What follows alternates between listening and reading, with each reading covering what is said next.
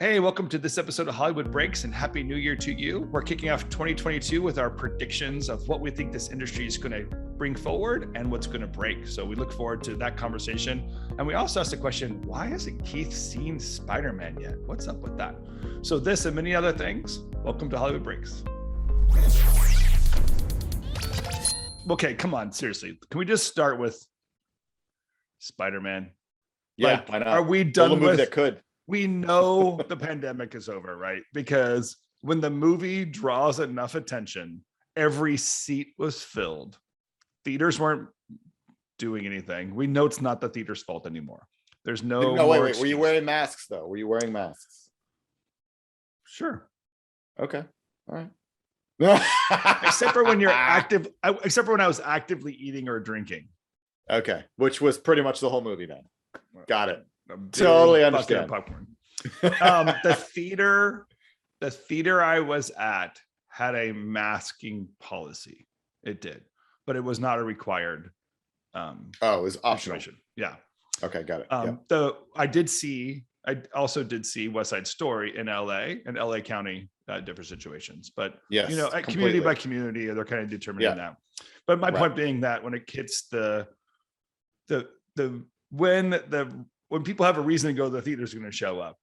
And Spider-Man was a great reason to go to the theater. It was so fun to watch that. Yeah. To be in a group of people. I'm not going to give away any spoilers, although I think everyone's now seen it. But yeah, except me. Well, I know. I'm bad. Well, I think we've established that I can't get to the movies. It's just not feasible in my current situation with kids. And I mean, now that things are sort of, although in my neck of the woods, there's still a lot of panic about Omicron around here anyway. Sure. Because we are in sort of the Northeast where everyone's freaking out and acting like it's March 2020 all over again. But yes, I do want to go see it at some point. But I haven't seen the other two. So that's part of the issue, is that I would be totally out of the loop in terms of the story because I haven't seen Homecoming and Far From Home. So I feel like I'd be outside of the box. So anyway, I'm one of the outliers who has not yet seen it, which is kind of hilarious because this is what I talk about. This is what I write about all day. Every day, and yet I'm still haven't seen it. Can you do I just need to send you $10 so you can go to the movie theater like midday? Well, here's another thing. I'm gonna take us on a tangent. I think what I'm experiencing as far as theatrical options is what a lot of people elsewhere in the country are experiencing. I don't have a lot of places to go to see a theater, see a movie within sort of like a 5 to 10 minute drive. Like I have to go all the way to King of Prussia. And for those of you who don't know the greater Philadelphia area, King of Prussia is also the home to the largest mall in the country. So you can imagine what traffic's like there. It's a ton of fun. When you say King of Prussia, I think that they're celebrating Christmas today because it sounds like it's somewhere near Moldova where Lydia is. Exactly. But that's the only theater. We used to have a theater in Wayne called the Anthony Wayne Theater, which was an old school, like with a big, outside, whatever you call those things.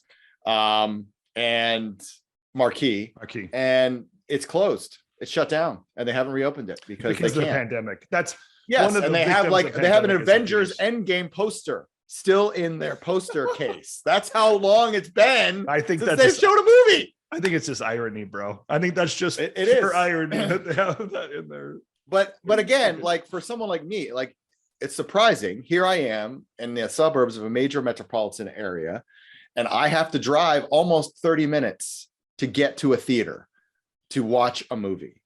And I think and this is something I think that is forgotten often. Like you said, I went to West Side Story in LA. I mean, yeah, LA County is like the best place to go see a movie because there's a theater every other block. You have so many options. Yeah, and so many different types of one from. Yeah, I mean, you got so many places to go. Whereas here, which I think is what a lot of people are experiencing, is there's nowhere for us to go. Like I have to make a concerted effort to get to a theater because the closest one to me that potentially would show Spider-Man is all the way in King of Prussia. I mean, there's a Plymouth Meeting AMC, which is like 15 minutes away, but it's not that nice. It's like classic AMC, sort of been neglected while, you know, their CEO's off, you know, giving pantsless Zoom meetings. So it's like there's no incentive for me to go. Like, I need more. And again, this goes back to my theory. I need more than just the movie to get me there. I'm sorry, I do. I know that's your theory, because I know that there is a thought that the theater has a responsibility to drive people. The industry has a responsibility. Don't just put it on the theaters now. But distributors are not in total control of all the issues that they've come up against. Right. And the movie makers are making films.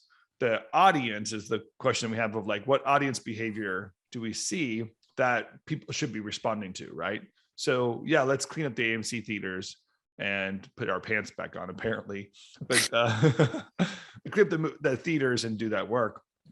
But in this situation, this is one of those pop culture events where when you go, because there are some, you know, things that are popping up, and you don't want it to be, you know, a month later and not know how the reveal of Spider-Man happened, or how the metaverse, or not metaverse, the multiverse, is working. You kind of want to see it sooner than later. Mm-hmm. And to experience that with a group of people is always kind of fun. So the fact that we're back and in a situation where people feel comfortable to get back in there and to see that stuff, we know there are some things that are now evolved beyond that panic mode. And maybe not West Side Story is not going to drive them all in, or Meet the Ricardos is going to drive them all in, but when given a chance, people showed up. Because what were the box office numbers for Spider-Man? I mean, it was pretty amazing. Oh, I mean, it was amazing. I mean, they broke all kinds of records. I think they're the second highest grossing at this point. I mean, I haven't checked the numbers yet today, but I think it was a great shot in the arm for the industry. All credit to Tom and Rothman and his team at Sony for not hedging, you know, going at it full bore, embracing, you know, the movie itself, and for swallowing a little bit of pride and bringing Kevin Feige on board to fix all the institutional issues they did have with the character pre Tom Holland. So all credit to them. Again, it's Spider-Man. It is arguably the most popular superhero out there. And yes, I think people were hungry to go back to the movies, but I'm not convinced that the era of sort of let's go back to the movies is upon us again. I just don't. I think, as we've talked about in this podcast before, superhero movies, horror, and to some extent comedies are still going to drive people to the theater, because those are sort of the kind of spectacles you want to see in a big theater. Yeah. But I don't think, and I've written about this in my newsletter too. I think there's only so many Spider-Man, so many iterations of Spider-Man you can do. This is not a sustainable model for an industry. It's just not.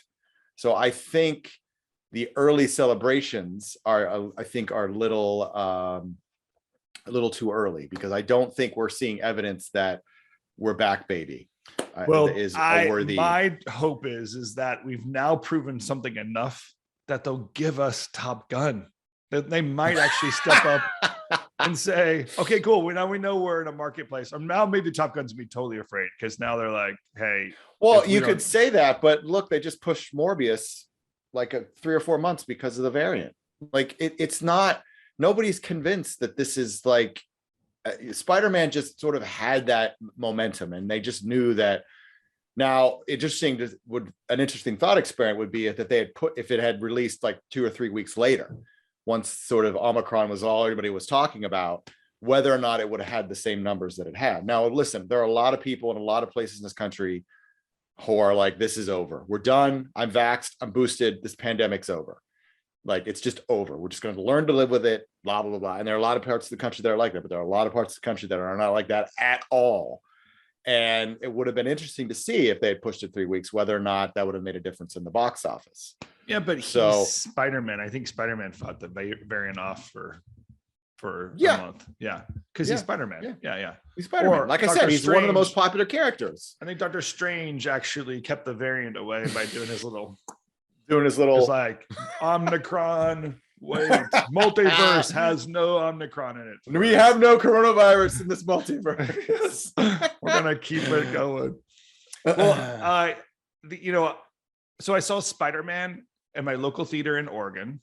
It is, I live in Medford, Oregon, so it's like a smaller area. It was awesome. It was packed, but it is just a theater, as we know. Right. The West Side Story experience I had, very different. The theater had, I feel like it had 12 seats in it, 15 seats in it, gigantic recliners. They bring you your meal, you sit down. I mean, what theater in LA was this? It's called The Lot.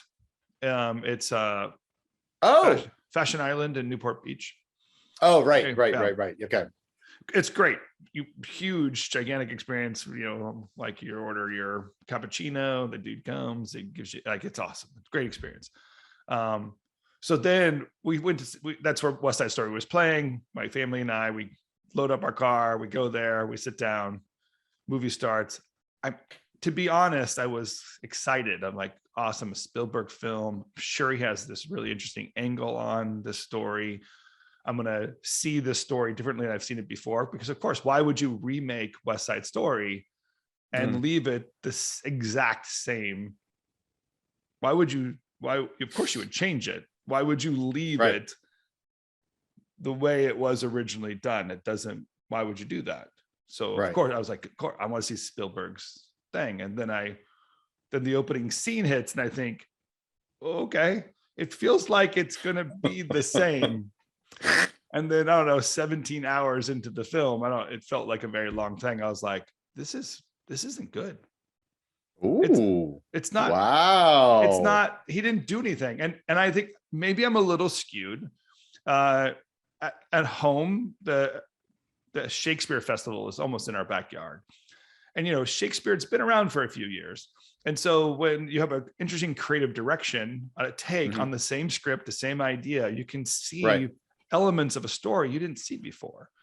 And a dialogue begins using a very well-known piece, but you skew it a little bit and you realize the genius behind the creative person that found this one interesting angle, and then it kind of comes to light. It didn't happen. Like it is, Seamus said this as we're leaving.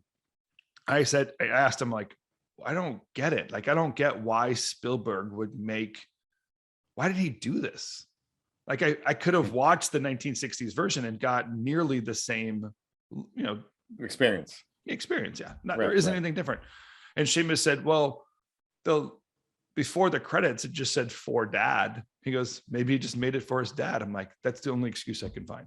It's like his dad's favorite film. So he's like, hey, I'm going to remake my dad's favorite film. And he remade it almost one-to-one. Or maybe they had an experience where he saw it with him when he was little. And, listen, Spielberg has always sort of had this nostalgic part of him who just loves the theatrical experience, loves movies as we used to understand them.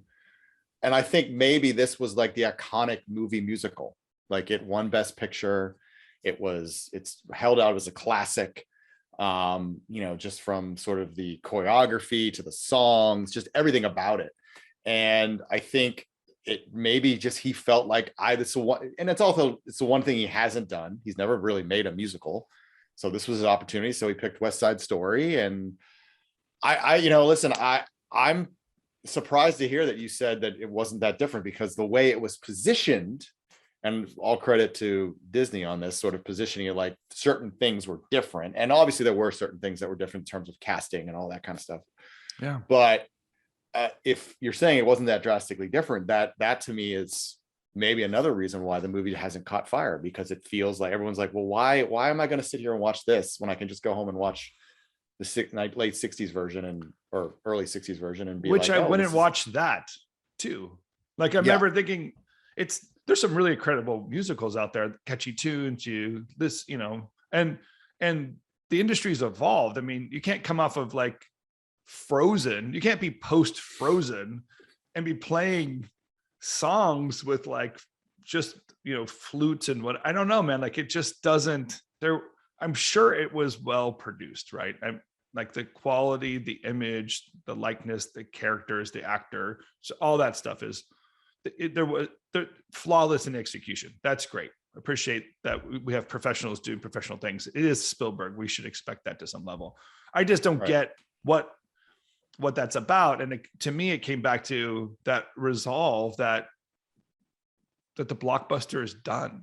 Like, we're not, the magic of the blockbuster makers is fading away.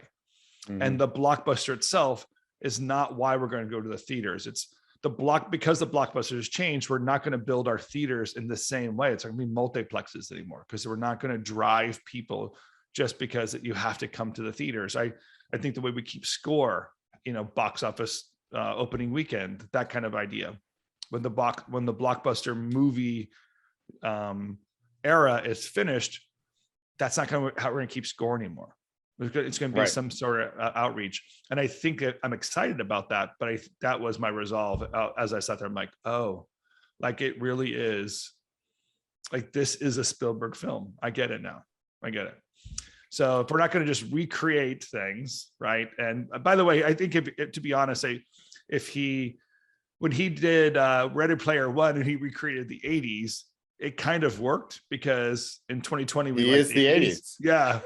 But when he recreates the 50s, 60s, whatever this original thing came out, like, he just shot too far into the past. And we're like, this just feels old. Well, really it's interesting.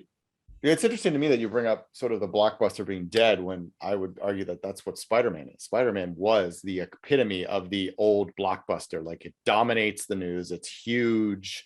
It just keeps growing as the weeks go on. And everyone's like, oh, I can't believe how much money this is making. And everybody's talking about it.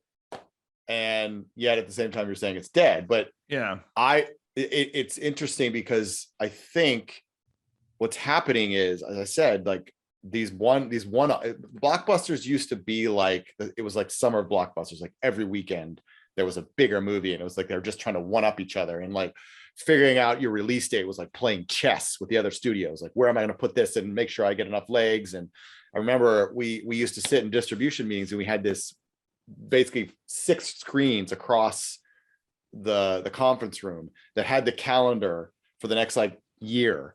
And we had like, how many kids were out of school, how many weeks of, what they call legs, how long would the legs of the movie be, in terms of, how long would it go, where it would have a real big success.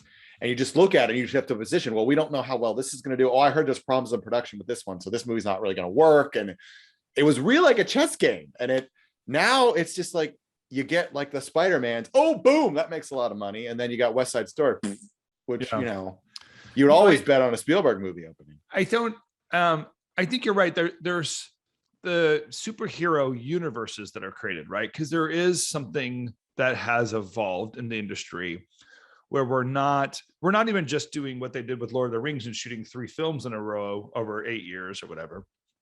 They're making a universe. So it plays out on all platforms and plays itself out in different ways. And the Spider-Man plugin is the one that reconciled, these other storylines, other storylines, and brings them together so that we can not be so confused if we wanted to watch, the 3 different Spider-Mans or whatever. Yeah.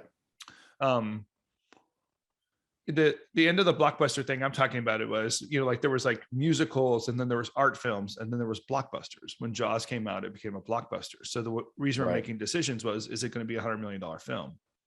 Right. So then we make Jurassic Parks and Titanics and Avatars and, Terminator. I don't know, these, I'm stuck on James Cameron movies, but you get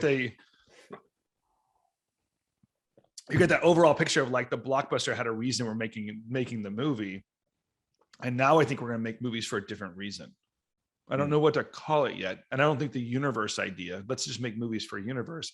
That's my complaint about, just pushing out garbage content everywhere. Like it's not content as a consumable, has a kind of a desperate feel to it. But there is something like, I think that Dune presented itself in a unique way to saying, I'm making a cinematic film, but I don't think Dune was created as the thought it's going to be a blockbuster. Maybe they did, and maybe that was the original decision making. But Dune created a new opportunity to say, there's a high-tech art film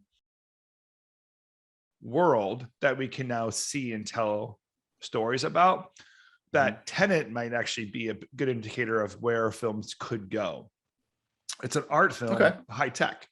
And I think there's something that's possible now through technology, but we don't have to make universes for it. And we don't have to just imagine it's going to bring in a huge blockbuster weekend. It has to have a long play. I think these are some of the ingredients we're going to see begin to tell the story.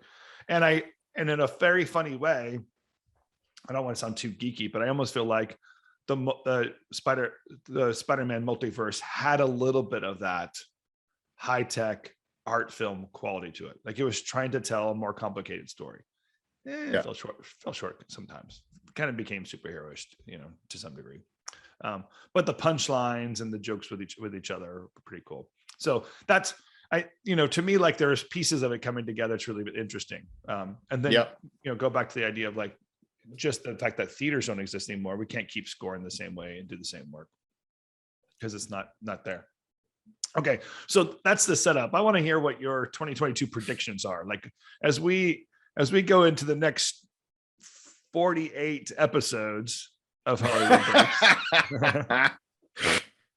I want to know what we're going to talk about. I've tried, I was thinking about this because obviously a lot of people are doing their 2022 predictions, and I'm going to be interested to see what Apple does. I think they're going to acquire somebody. I don't know what yet. But you and I have talked about Sony being on the block. I think Viacom, there's no doubt that Sherry Redstone is prepping that studio for a sale. I think it's pretty obvious at this point. That's what she's doing. So it'll be interesting to see who swoops in. I mean, Apple's made some big moves over the last couple of days, last week or so. They brought Brad Pitt in and 2-movie deal and spent it lavishly. So I'll be curious to see. I think Apple's going to make a move of some sort. I don't know what. I think we're going to see a lot of theaters shut down over the course of the next year. I think a lot of the physical theaters. So the physical theaters. ArcLight won't launch. I keep thinking ArcLight's going to come back. Or whatever. Well, they keep saying it is. I don't know if it will. I mean, I know AMC took over the Pacific theaters in the Grove. There's talk that the Cinerama Dome is coming back, but nothing's happened. So I think you're going to see a lot of theaters shut down. I'll be really curious to see. There's going to be some massive shifts at Warner Brothers. I think I can't predict who is that, if Zaslav is going to get rid of a clean slate. I think there's going to be some shifting in terms of that. I applaud the fact that he's talking that he wants to bring Warner's back to its heyday when it was Warner Brothers, like the crown jewel and the Time Warner crown, if you will. I'll be interested to see if he's able to accomplish that, given where the industry is headed. So I think that's going to be interesting to see. It'll be interesting to see what happens with the streaming services, like who ends up. Being the don't take all the predictions. Player. If you take all the predictions, Keith, I can't. All right, then you can't jump in. So I think Netflix is still going to be dominant. I think Disney Plus is going to struggle in the year. I think Disney in general is going to struggle. Everyone said, they had a pretty rough year. Their stock's down 15%. And Bob Chapek is now the sole Bob. Bob Iger has ridden off into the sunset and is no longer part of the company. So it's his company now. So I think he's got a lot. I know he watches the stock price like a hawk. And so I think they're going to have a bumpy year. I think, everyone's like, oh, they're going to come back. I'm like, we'll see. I mean, listen, they have Avatar that could help. Never bet against James Cameron, but they're going to have the same challenges with Avatar that we had for the first one, when I was at Fox, with sort of reintroducing the industry. And I mean, I don't know what the Matrix thing is. I think some of this, like, one episode beyond the episode that you wanted to see kind of idea is and Avatar, I don't know if it needs a sequel, especially so like you have to re-educate what this thing was even about. Like it had a phenomenon, but it didn't. That's always been the challenge with Avatar, though, because if you think about it, and I've always made this point to a lot of people, well, how was it working on that movie? I was like, it was great to be a part of a movie that just was a little engine that just kept going and going and going. Yeah. But at the end of the day, it's like Nobody knew the story was. Nobody even knew who James Cameron was. And they're going to have to reintroduce him to an entirely new generation again. Unless there's like a baby Yoda character in this new well, Avatar. listen, I'm never going to bet against James Cameron because he's a visionary when it comes to what he can do with film and what he can do with movies. So I think he's going to, impress.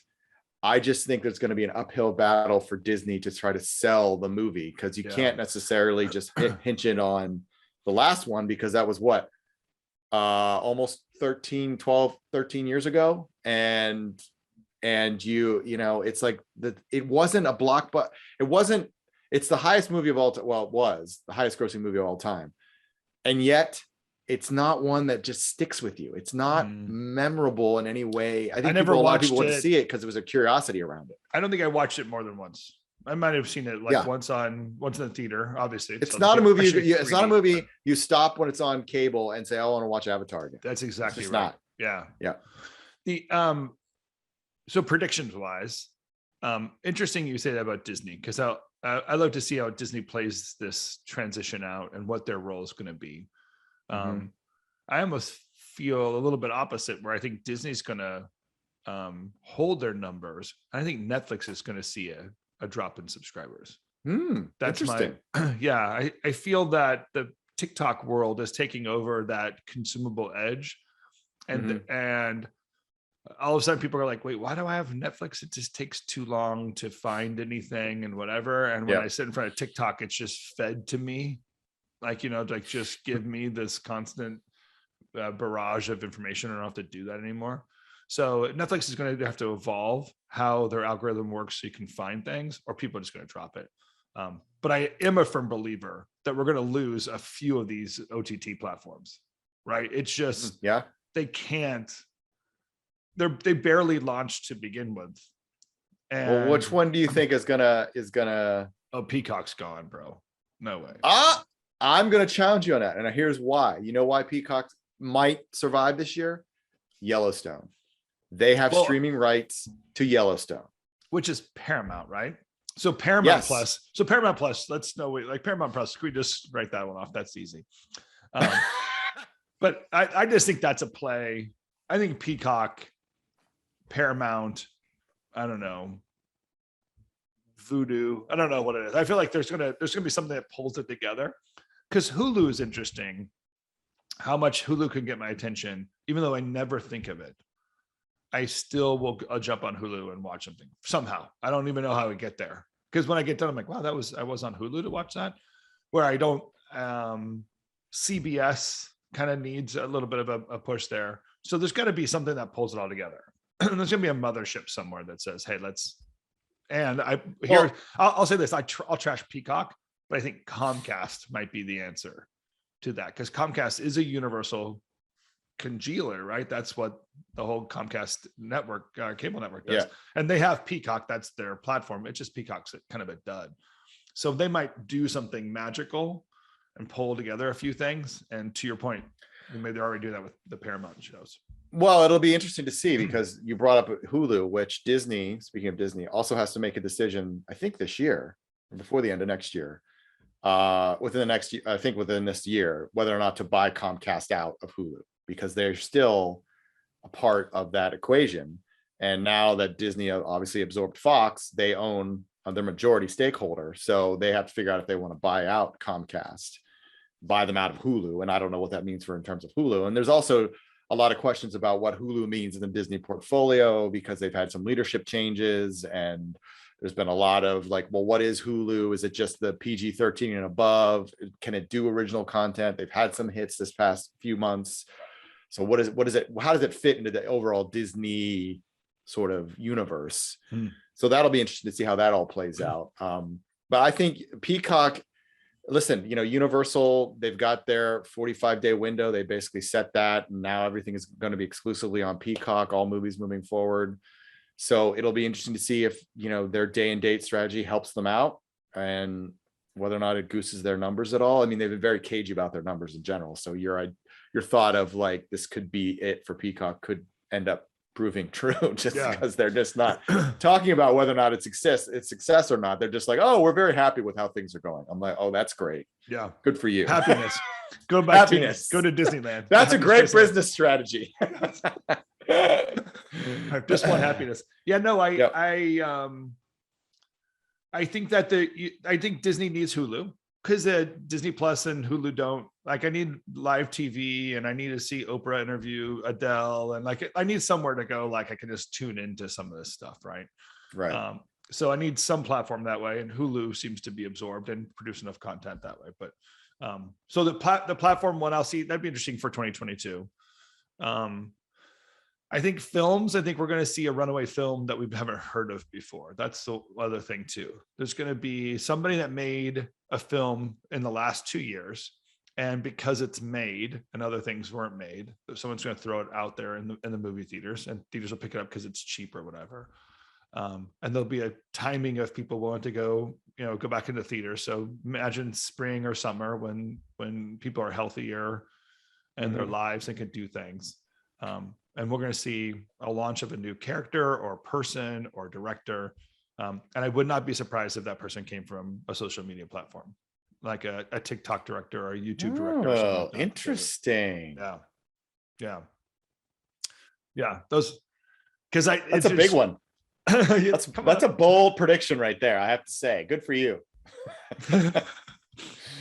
Well, they should be calling you when they're ready, by the way. I'm just thinking, like, maybe whenever those TikTokers want to know how to make a film and get into theaters, they need to be calling. Just give me a call. That's what I'm here for. Those are basically my daily conversations.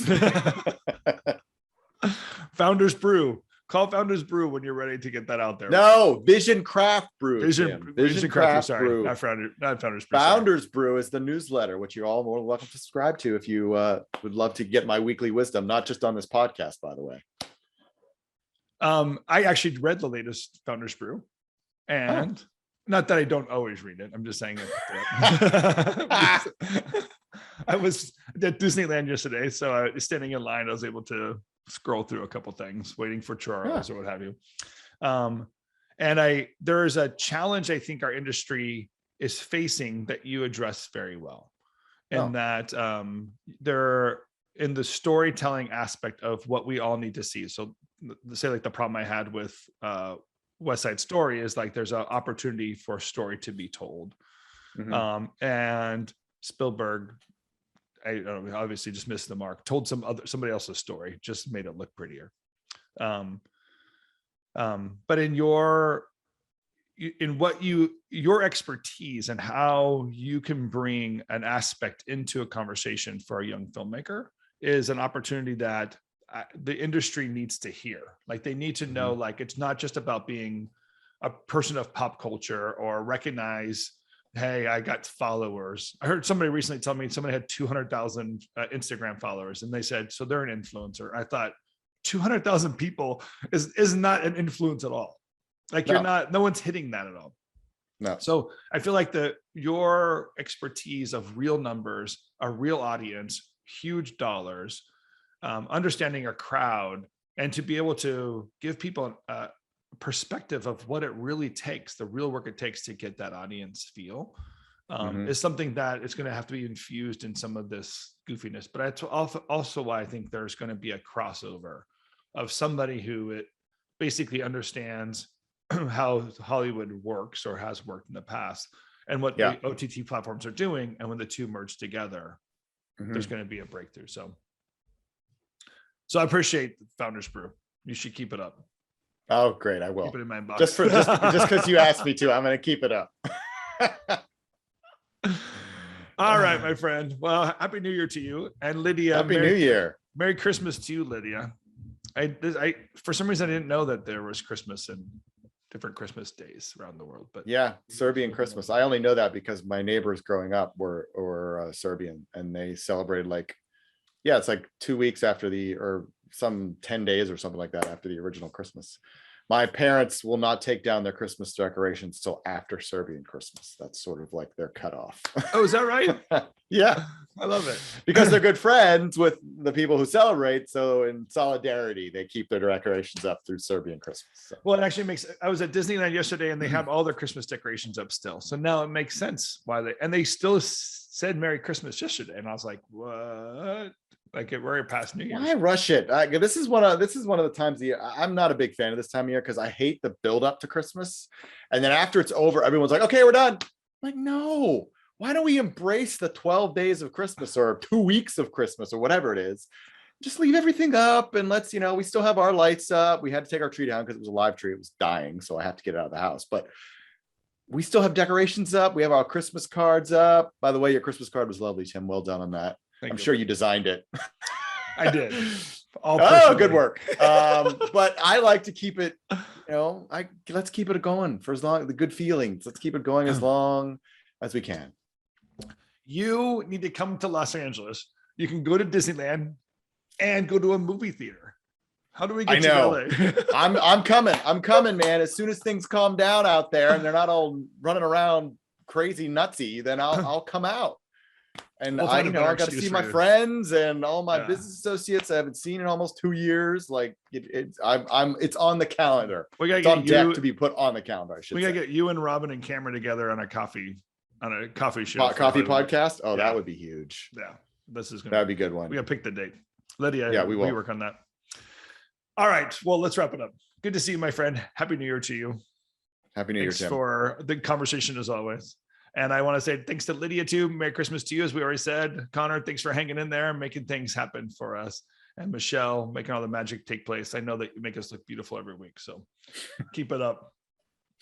And Keith, I'll see you next week. We have guests coming soon, right? Yes, I'm still working on finalizing availabilities, but we've got some very exciting guests in the next few weeks. So we'll keep you posted on that. That's great. And until then, we'll see you next week on Hollywood Breaks.